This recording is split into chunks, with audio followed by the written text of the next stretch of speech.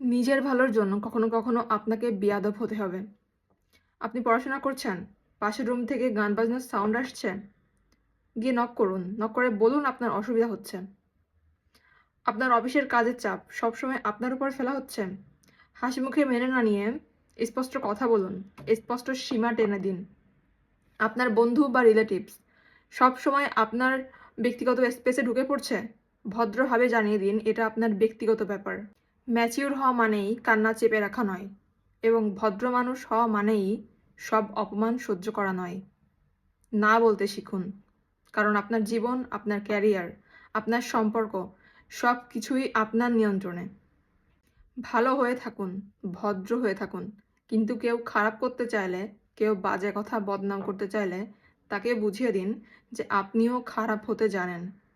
তবে সবসময় একটা কথা মনে রাখবেন, আপনি তাদের শিক্ষা দিতে যেয়ে তাদের লেভেলে কখনো নেমে যাবেন না।